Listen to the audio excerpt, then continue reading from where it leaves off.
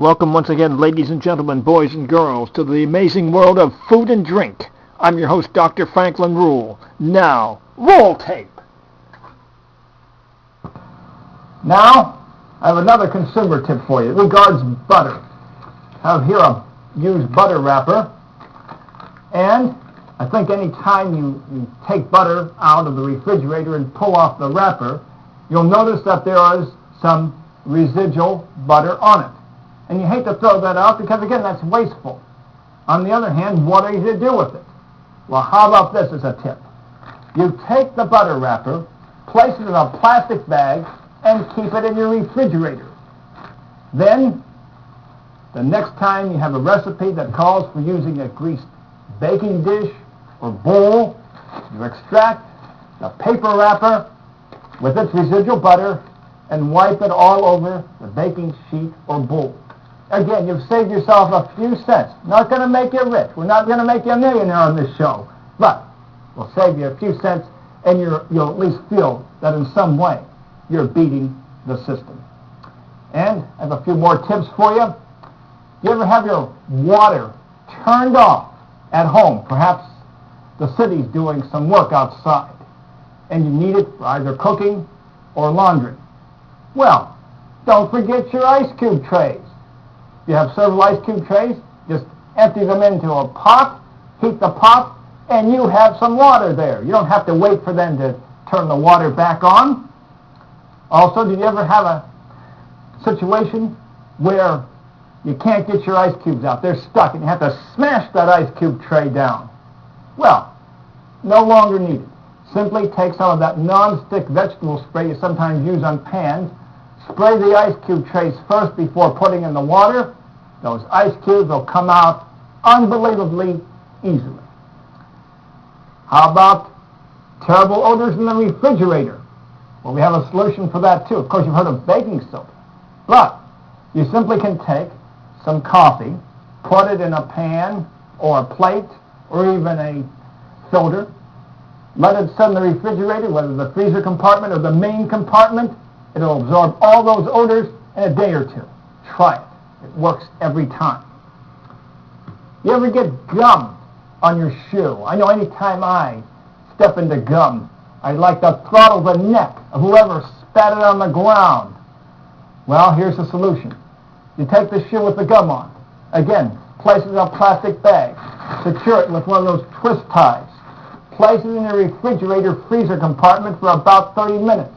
Remove it. You'll find that the gum has actually fused to the surface of the sole of your shoe. You can then take a knife, screwdriver, or any implement with a flat surface and lop it right off. No problem. How about this for a cooking tip? You ever have cauliflower, and by the time you cook it, it's turned from nice glistening white to dull, dingy yellow. Add some lemon juice or vinegar. It stays nice and white. And those who are your guests at dinner are very impressed with you. Another tip. Do you ever have a ham, roast, or turkey in the oven and your oven starts smoking? Here's a surefire tip. Add water to the pan you're cooking it in. It's not going to hurt the meat.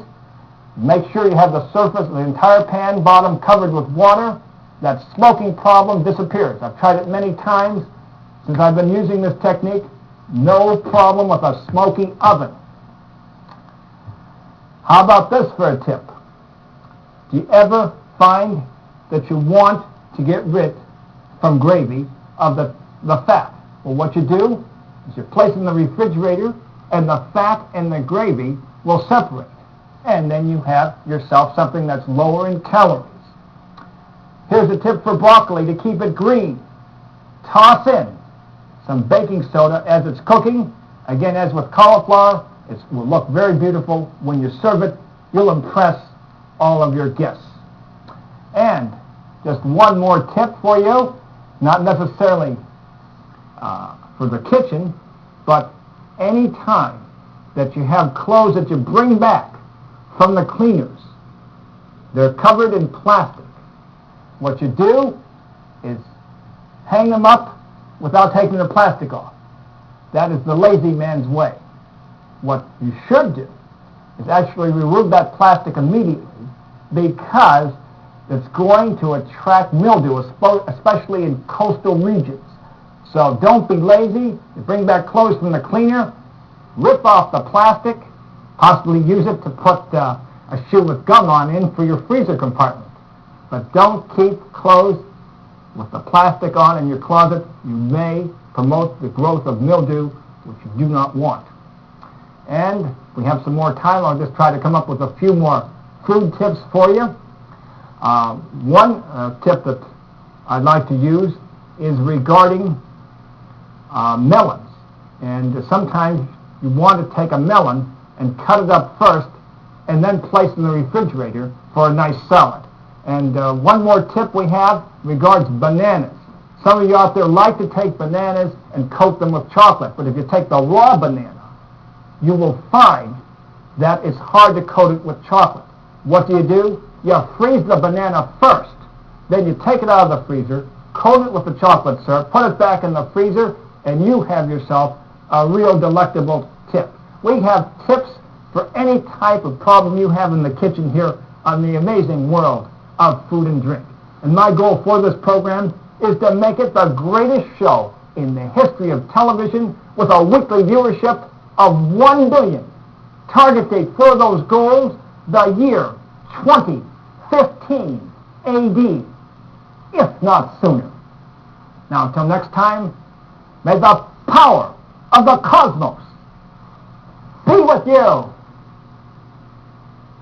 Yes, yes, yes.